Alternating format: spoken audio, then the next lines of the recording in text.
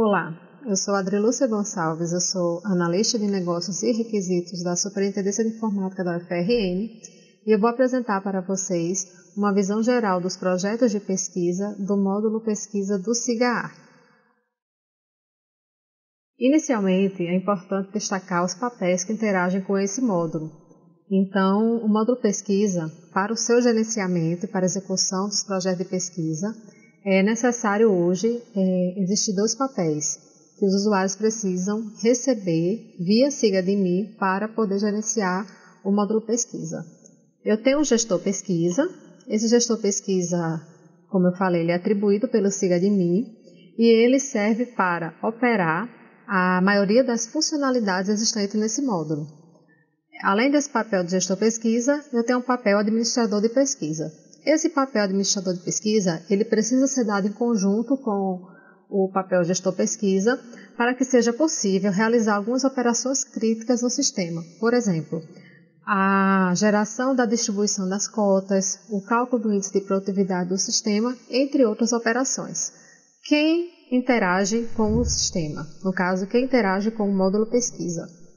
Aqui nós temos inicialmente o gestor pesquisa, como eu falei no slide anterior, que ele é responsável pelo gerenciamento de todo o módulo pesquisa. Eu tenho aqui os consultores. Esses consultores, eles hoje são responsáveis pelas avaliações dos projetos de pesquisa. Eu tenho uma comissão de pesquisa, que ela é cadastrada pelo gestor de pesquisa, esses membros. Eles possuem uma vigência, possuem um mandato, e eles hoje atuam avaliando os projetos externos, os grupos de pesquisa e os planos de trabalho corrigidos dos projetos internos, projetos renovados.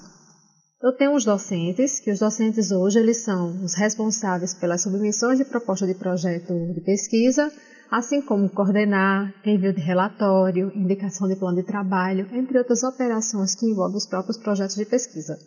E eu tenho os discentes que atuam como participante de plano de trabalho sob a orientação de um professor orientador. Nesse próximo slide, como vocês podem ver, eu tenho aqui uma imagem do módulo pesquisa. O módulo pesquisa ele é composto por algumas abas. Cada aba ela tem um agrupamento de funcionalidades que atuam com uma ação em comum.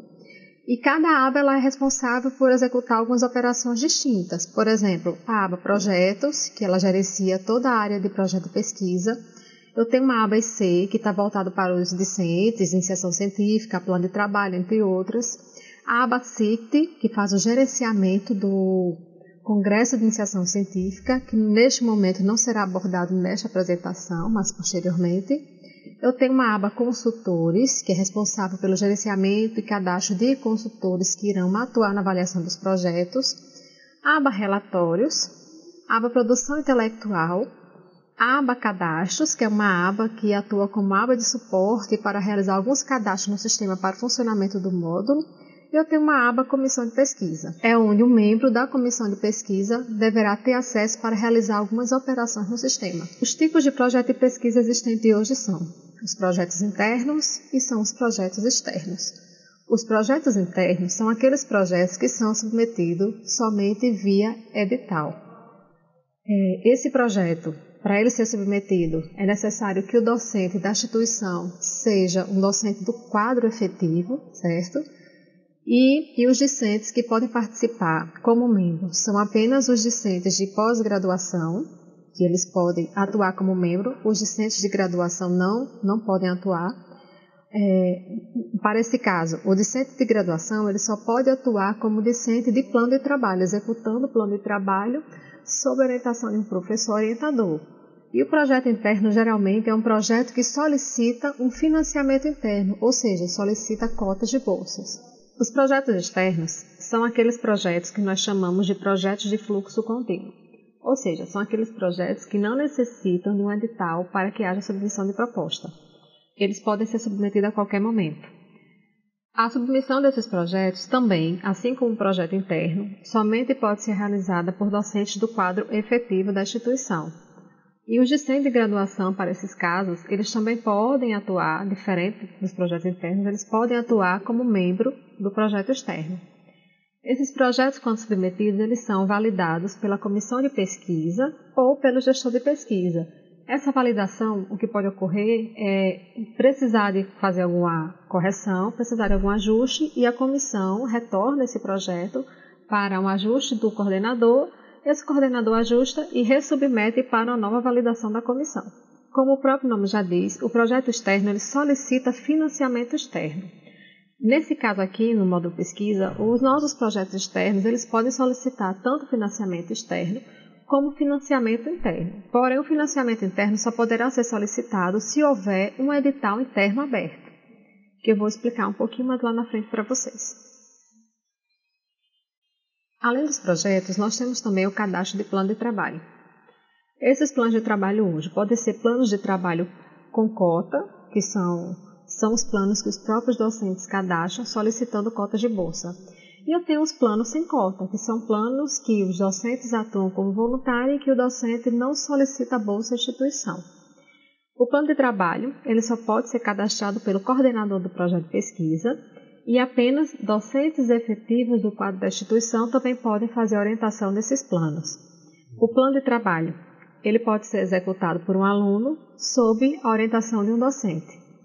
O plano de trabalho, quando ele é submetido pelo docente, quando eu falo do plano de trabalho com cota, o docente solicita esse plano de trabalho, ele cadastra esse plano de trabalho com cota, que significa que ele está solicitando bolsas à instituição. Por exemplo, se ele cadastrar 5 planos de trabalho, porém ele só receber 2 cotas de bolsa, as demais cotas, no caso os demais planos que não foram agraciados com cotas, serão atuados como voluntário.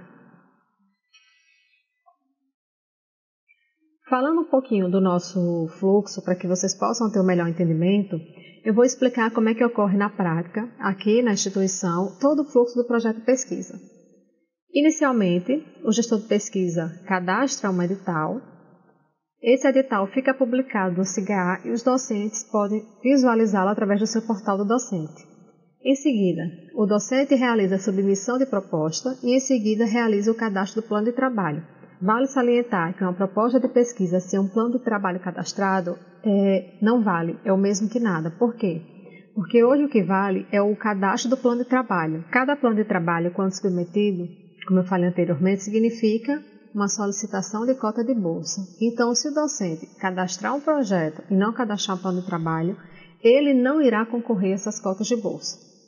Então, continuando aqui, o docente cadastra seu plano de trabalho, e o gestor de pesquisa gera a distribuição dos projetos de pesquisa para avaliação dos consultores. Os consultores, por sua vez, realizam a avaliação desses projetos e, após o período de avaliação, o gestor pesquisa realiza a análise das avaliações e a geração dos índices. Esses índices são baseados na produtividade do docente, geralmente dos últimos 3 anos. Quanto mais produtividade esse docente tiver, maior será o seu índice final classificatório no ranqueamento. Após isso, o gestor pesquisa realiza a distribuição dessas cotas de bolsa. Essa distribuição compreende uma análise de verificar quantas cotas cada docente pediu e quantas cotas será possível conceder de acordo com as cotas disponibilizadas no edital. Após essa fase de distribuição de cota, o resultado é publicado e os docentes podem, enfim, executar o projeto. A execução do projeto visa iniciar, dar um start que aquele projeto está sendo executado. A partir da execução, é possível que o docente possa vincular os discentes aos planos de trabalho. Essa vinculação ocorre por cada orientador de plano de trabalho. Após esse período da execução do projeto, quando finalizar o projeto, o docente envia o seu relatório anual e o relatório anual vai para a Pró-Reitoria de Pesquisa, no caso para o gestor de pesquisa, avaliar o relatório para então o projeto ser finalizado. Abordando agora o fluxo do projeto externo, eu vou explicar para vocês como é que ocorre hoje. Como eu falei anteriormente, o projeto externo ele não necessita ter edital cadastrado para a submissão. A submissão ocorre de forma contínua. Então, o docente realiza o cadastro desse projeto externo e realiza o cadastro de plano de trabalho. A comissão de pesquisa realiza a validação desse projeto externo e, após a validação, esse projeto estando aprovado e entrando em execução, o docente indica o discente ao plano de trabalho. Esse plano de trabalho vai ser executado normalmente, assim como ocorre com os projetos internos, e após o período de execução do projeto, o projeto poderá ser finalizado quando o seu prazo de execução se encerrar. Além desse fluxo mostrado aqui nessa primeira parte, eu tenho um fluxo paralelo, que é o quê? É quando um projeto externo solicita financiamento interno de acordo com os editais lançados na instituição. Por exemplo, eu, docente, tenho um projeto externo, mas a UFRN abriu um edital interno concedendo 400 cotas de bolsa. Eu gostaria, sim, de ter uma cota de bolsa para esse meu projeto externo. É possível? Sim. Essa possibilidade só ocorre se o meu projeto externo se adequar a algumas regras específicas contidas no edital. Por exemplo, uma cota de bolsa, ela geralmente dura 1 ano. Por exemplo, 1º de agosto de um ano a 31 de julho do ano seguinte. O meu projeto só poderá concorrer, só poderá solicitar cota de bolsa se o período de duração do meu projeto for igual ou maior ao período da cota. Se o meu projeto finalizar antes do período final da execução desta cota, não será possível solicitar essa bolsa. Então, como é que ocorre? A partir do momento que o gestor pesquisa cadastra o edital pesquisa, se eu possuir um projeto externo em execução, eu posso sim cadastrar um plano de trabalho concorrendo à cota. Lembrando que o meu projeto precisa obedecer aos pré-requisitos do período de execução do projeto. O meu projeto não pode ter o período de execução menor que o período de execução da cota. Em seguida, esse meu plano de trabalho que eu cadastrei vai para avaliação, igual aos demais projetos do fluxo interno. É gerado um ranqueamento em cima da produtividade do docente e, a partir daí, é realizada a distribuição da cota. Após essa distribuição, se esse projeto externo receber cota, ele poderá indicar o discente ao plano de trabalho e prosseguir normalmente com a execução do seu projeto. Voltando novamente para o fluxo do projeto interno, eu vou passar agora um pouquinho mais detalhado, falando sobre o passo a passo que ocorre hoje para a execução desses projetos internos. Inicialmente, o edital. Como vocês podem ver nessa tela, o edital, na verdade, ele é um cadastro que ele serve para determinar regras que serão impostas aos projetos que submeterem propostas para esse edital. Por exemplo, o período de submissão. O período de submissão que é determinado no projeto, ele tem que ser obedecido. Se eu tentar submeter minha proposta após o período de submissão, obviamente eu não vou conseguir. O período para correção de plano de trabalho, o período para execução do projeto, todo projeto que submeter uma proposta para esse edital tem que possuir o mesmo período de execução. Ou seja, eu não posso escolher o período que meu projeto será executado, porque o próprio edital já dita essa regra. Assim como outras regras que existem, como o período da cota, que vai ser o período em que a bolsa será concedida, a categoria do projeto, se o edital permitirá professores, colaborador voluntário coordenando, se o edital vai permitir que professores substitutos cadastrem proposta de projeto, se haverá distribuição de cota, entre outras informações. Após o cadastro do edital, é a vez do docente submeter a sua proposta. Os docentes só podem submeter as propostas de projeto através do portal do docente, pelo seguinte caminho: pesquisa, projetos de pesquisa, submeter proposta de projeto interno.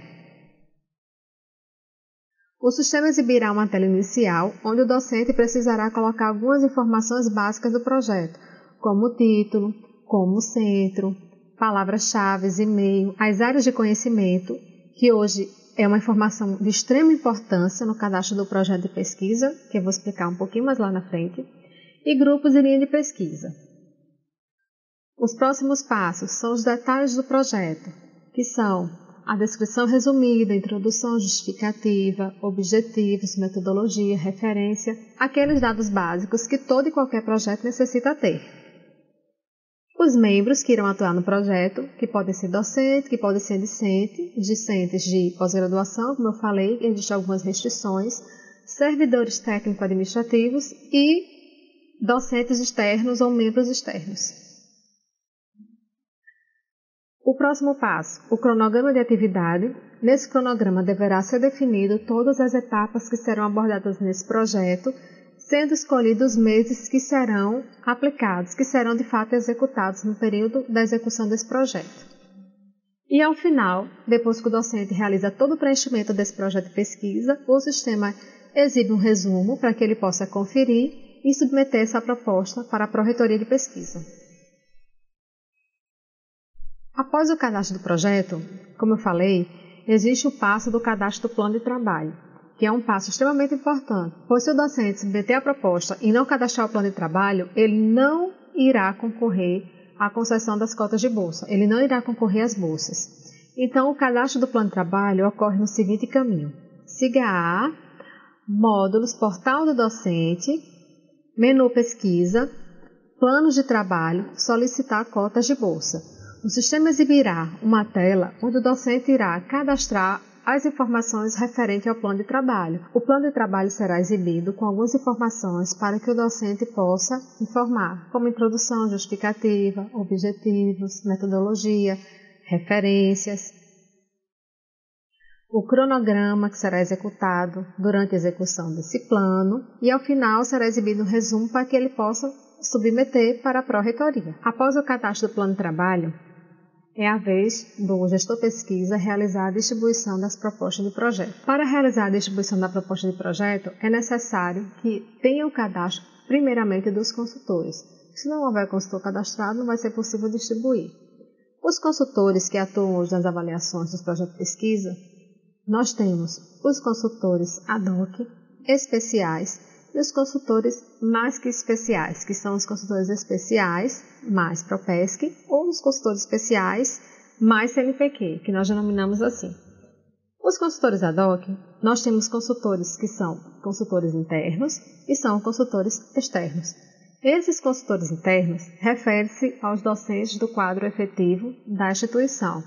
E os consultores externos são aqueles consultores da base de dados do CNPq. Anualmente ou bianualmente, ou de acordo com a necessidade da universidade, nós entramos em contato com o CNPq e solicitamos informações dos bolsistas de produtividade do CNPq para que nós possamos utilizá-los para avaliação do nosso projeto de pesquisas que compreendem bolsas que são pagas pelo próprio CNPq. Os consultores especiais são aqueles consultores que são os consultores ad hoc, esses consultores anteriores que eu falei, que nós definimos como especiais. Eles podem avaliar os projetos que são distribuídos e visualizar e avaliar os planos de trabalho que são distribuídos, internos e renovados de sua grande área de conhecimento. E nós temos os consultores especiais PROPESC ou os consultores especiais CNPq, são os nossos consultores internos da UFRN ou os consultores externos do CNPq e que eles podem avaliar todos os planos de trabalho de todas as áreas de conhecimento dos projetos de pesquisa. A distribuição do projeto é um passo que ocorre após o cadastro desses consultores. Então, essa distribuição hoje ela só pode ser realizada pelo gestor pesquisa. Ela pode ser filtrada por edital e essa distribuição ocorre por área de conhecimento. Você lembra que eu falei anteriormente que a área de conhecimento do projeto de pesquisa é um ponto muito importante no cadastro desse projeto? Então, a importância está na distribuição. Essa distribuição ela só vai ocorrer de uma forma bem feita se o projeto de pesquisa possuir suas áreas de conhecimento cadastradas. Por quê? Porque cada consultor cadastrado ele é vinculado a uma área de conhecimento e o projeto ele possui uma área de conhecimento também. Então, no momento da distribuição automática, o sistema casa essa área de conhecimento do projeto com a área de conhecimento do consultor, fazendo com que o consultor receba um projeto da sua área de conhecimento. O sistema faz uma distribuição sempre da menor para a maior área, fazendo com que a maior parte dos projetos possam ser distribuídas. Além da distribuição automática, eu também tenho uma distribuição manual. Essa distribuição manual, ela não leva em consideração a área de conhecimento e ela é realizada de um para um, ou seja, eu escolho um consultor e escolho um projeto. Então, eu posso pegar um consultor de uma área de conhecimento de engenharia e distribuir um projeto de saúde. Não existe regra associada. Após essa distribuição, existe o período de avaliação. Essa avaliação pode ser feita. Os consultores internos, que são os docentes da universidade, eles acessam o portal do consultor, que é um local onde essas avaliações são realizadas, através do seu portal do docente, no seguinte caminho: portal do docente, menu pesquisa, submenu acessar o portal do consultor. Mas aí vocês devem estar se perguntando, e os consultores externos, que não possuem nenhum vínculo com a instituição, como é que eles fazem esse acesso? Quando nós cadastramos os consultores, o sistema automaticamente atribui uma URL de acesso e uma senha, onde esse consultor, no momento que ele for avaliar, no momento que esse projeto for distribuído, ele poderá receber essa credencial de acesso. Essa credencial é enviada quando nós notificamos os avaliadores com projetos pendentes, através da funcionalidade notificar consultores. Então, cada consultor ele possui essa credencial. No momento que ele recebe um projeto, ele possui avaliação pendente. Eu realizo a notificação e esse consultor vai receber automaticamente no seu e-mail sua credencial de acesso. Conforme essa imagem que vocês podem ver, eu tenho um URL de acesso, eu vou ter o código do consultor que ele é atribuído pelo sistema e vou ter a senha de acesso desse consultor. Quando ele clicar na URL, o sistema exibirá essa tela aqui abaixo, com a identificação do consultor e com a senha que ele deverá inserir. Ele pode informar que vai realizar a avaliação do projeto ou dizer que não poderá realizar e justificar o motivo da não avaliação. Após esse acesso, o sistema exibirá para o consultor essa tela, que é a tela do portal do consultor. O que vai ser exibido para os consultores vai depender da sua permissão de acesso. Por exemplo, se ele for um consultor especial, o menu Avaliações Especiais de Plano de Trabalho será exibido. Se ele não for, vai aparecer apenas as avaliações dos projetos de pesquisa. Se esse consultor também for avaliador do Congresso de Iniciação Científica, irá aparecer o menu Avaliações de Trabalho, caso contrário, não irá aparecer. Para que o consultor possa avaliar os projetos que foram distribuídos, ele vai clicar em Projetos de Pesquisa Pendentes.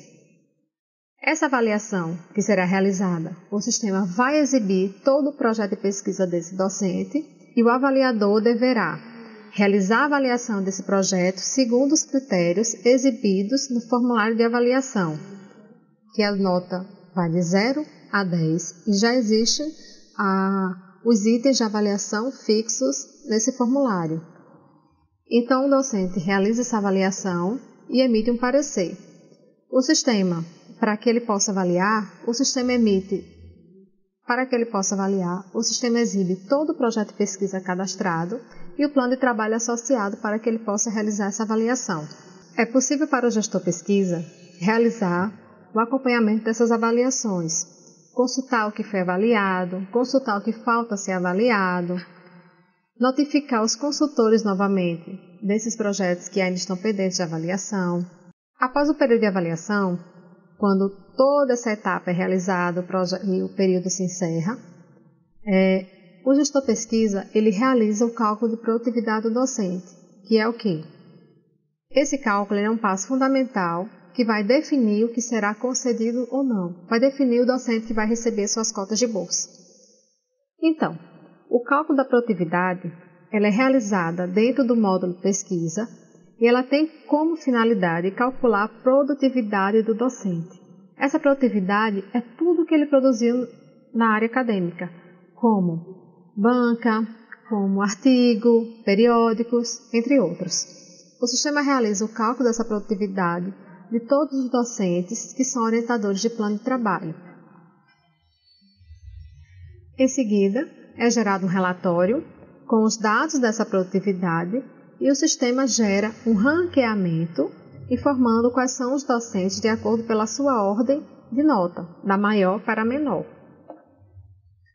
Falando um pouquinho mais sobre essa produtividade, sobre esse cálculo, o sistema gera para a projeto de pesquisa, para o gestor de pesquisa, ter uma noção do que será concedido ou não, saber como é que está essa ordem, ele gera uma fórmula, ele faz um cálculo que nós chamamos de IFC. O IFC é o que nós chamamos de Índice Final Classificatório. Esse Índice Final Classificatório ele é composto pelo FPPI do docente e pela nota do projeto. O FPPI, trocando em miúdos, ele significa Fator de Produtividade em Pesquisa Individual do Docente. Esse fator de produtividade ele é calculado levando em consideração toda a produção do pesquisador, que no final nós chamamos de IPI. Ele pega toda a produção, faz um cálculo e gera um valor final, que é o chamado IPI. Além disso, nós temos a nota do projeto, que ela é composta pela média aritmética de todas as avaliações obtidas aos projetos. Então, como é que é feito esse cálculo? Nós temos, para conseguir o índice final classificatório, nós pegamos o FPPI do docente, multiplicado por peso 7, mais a nota do projeto, multiplicado por peso 3 dividido por 10. Ou seja, é uma média ponderada entre o FPPI e a nota do projeto. A concessão das cotas de bolsa, elas são realizadas conforme o índice final classificatório de cada docente. Nesta próxima tela, como vocês podem ver, é a tela de distribuição das cotas de bolsa. Então, como vocês podem ver aqui, o sistema ranqueia o docente, ele mostra o centro e departamento que esse docente pertence e mostra o FPPI, a nota do projeto e o índice final classificatório de cada docente. E a partir daí é possível fazer a distribuição das cotas de bolsa, informando quantas bolsas cada docente irá receber. Após essa etapa, a Pró-Reitoria divulga as informações e os docentes podem executar o seu projeto. A partir do momento que esse docente executa o projeto, o próximo passo é que haja indicação dos discentes aos planos de trabalho. Para que um discente possa ser indicado ao plano de trabalho, existe um outro fluxo associado, que é o discente demonstrar interesse em participar desse projeto de pesquisa. O fluxo do discente ocorre da seguinte forma. O discente, quando ele vai procurar uma bolsa existente na instituição, quando ele precisa de qualquer bolsa, de qualquer auxílio que ele precise solicitar à instituição, é necessário que ele faça primeiramente a adesão ao cadastro único. O cadastro único é um questionário socioeconômico que visa identificar os alunos em vulnerabilidade socioeconômica. Esse cadastro único ele não é obrigatório para todas as instituições. Existe um parâmetro que ele pode definir a obrigatoriedade ou não da adesão ao cadastro único. Aqui na universidade é obrigatório que todo e qualquer aluno que solicitar bolsa precise aderir ao cadastro único. Então, o discente acessa o seu portal do discente, realiza a adesão ao cadastro único, em seguida registra o interesse na bolsa que deseja concorrer. O docente, por sua vez, recebe a informação que aquele aluno registrou interesse, realiza a sua seleção e indica o discente ao plano de trabalho. Durante o período de execução do plano de trabalho, o discente deve enviar o seu relatório parcial, que é um relatório que ele irá dar uma satisfação sobre a execução desse projeto, sobre a execução desse plano, né? O docente orientador do plano, ele irá emitir um parecer a respeito desse relatório e, ao final da execução do plano de trabalho, o discente deverá enviar um relatório final que também deverá receber um parecer desse professor orientador. Detalhando um pouco mais sobre essa fase do discente demonstrar interesse, eu vou explicar rapidamente aqui no slide. O discente acessa o seu portal do discente no menu Bolsas, Oportunidades de Bolsa. Levando em consideração que ele já aderiu ao cadastro único, certo? Ele vai conseguir visualizar todas as bolsas existentes na instituição, remunerada, não remunerada, e vai poder demonstrar o interesse a essas bolsas. Nesse caso aqui, o discente buscou uma bolsa de pesquisa e o sistema exibiu todas as bolsas encontradas. Então, o discente pode avaliar, pode consultar, verificar para que área é, entrar em contato com esse professor, procurar saber mais informações e se inscrever no processo seletivo. Falando um pouquinho sobre algumas regras existentes aqui na instituição, nós temos alguns pré-requisitos para que esse aluno possa atuar como bolsista, que são: estar devidamente cadastrado no nosso cadastro único. Esse cadastro único hoje ele está respaldado pela Resolução 169 de 2008 do CONCEP, que ele trata sobre a concessão de cotas de bolsas e auxílios de assistência estudantil na universidade. Ele precisa ser selecionado e indicado por um professor orientador contemplado com cota de bolsa, de acordo com os requisitos determinados em edital. Precisa estar regularmente matriculado nos cursos de graduação e apresentar bom rendimento acadêmico, não possuir nenhum vínculo empregatício e não possuir nenhum parentesco com esse professor. Além disso, uma regra muito importante, ele não pode acumular nenhum tipo de outra bolsa. Por exemplo, o discente que vai assumir uma bolsa de pesquisa, ele não pode possuir uma bolsa de ensino ou uma bolsa de extensão. Após o aluno demonstrar interesse e o docente escolher o discente que será indicado ao plano, o docente precisa acessar o sistema e realizar essa indicação de fato. Então, para indicar esse discente, o docente acessa o seu portal do docente, menu pesquisa, submenu plano de trabalho, indicar substituir bolsista. O sistema vai exibir todos os planos de trabalho que esse docente possui e vai permitir que haja indicação do discente ao plano.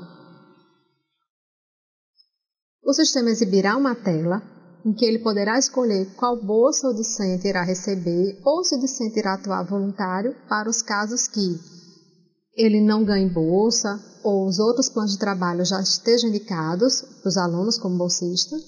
Nesse caso aqui, nesse exemplo, o discente será um aluno voluntário e o professor poderá indicar qualquer discente que demonstrou interesse em atuar nesse plano de trabalho. Se o discente for prioritário, segundo a nossa resolução, quando ele responde o cadastro único, o sistema irá exibir prioritário segundo resolução 69/2008. Isso indica que o discente, conforme o questionário do cadastro único, ele foi classificado como prioritário. Aqui na instituição, um aluno que ele pontua um questionário em até 70 pontos, ele é considerado prioritário. Acima de 70 pontos, ele é considerado não prioritário. Esse questionário que o aluno responde, cada questão, ela possui uma pontuação específica. Então, de acordo com o que o aluno responder, o sistema vai calcular e vai atribuir uma pontuação a esse aluno. Depois que o discente for indicado e esse projeto for executado e estiver finalizando, existem algumas coisas que precisarão ser feitas, que é o envio do relatório anual do projeto, que isso é uma obrigação do docente, que ele precisa ser feito de acordo com o calendário estipulado no cadastro de cada cota vinculada ao edital de pesquisa. Esse relatório anual nada mais é do que um resumo expandido e que ele deverá enviar para a pró-reitoria explicando o que aconteceu nesse período desse projeto de pesquisa. Além disso, uma outra obrigação existente é a obrigação por parte do aluno. O aluno, ao final da execução do plano de trabalho, quando ele está finalizando esse plano, é necessário que ele faça o envio desse relatório final. Existe o relatório anual do docente e existe o relatório final do aluno, que é o relatório vinculado ao plano de trabalho. Esse relatório ele deverá ser enviado ao final da execução do plano, que é basicamente ao final do projeto. O docente deverá emitir um parecer e esse resumo e esse relatório que é enviado nesse período, ele é utilizado como resumo base para o Congresso de Iniciação Científica e Tecnológica da Universidade.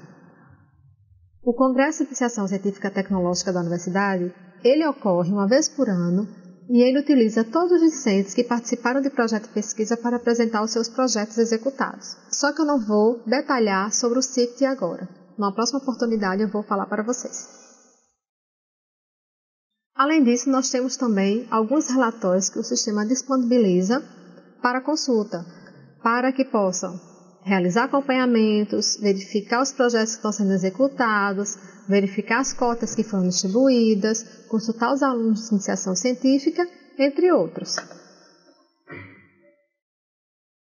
No mais, eu mostro para vocês nesse slide algumas informações que vocês poderão consultar para ter um melhor entendimento do módulo pesquisa, mais especificamente dos projetos de pesquisa. Obrigada, pessoal, e até lá!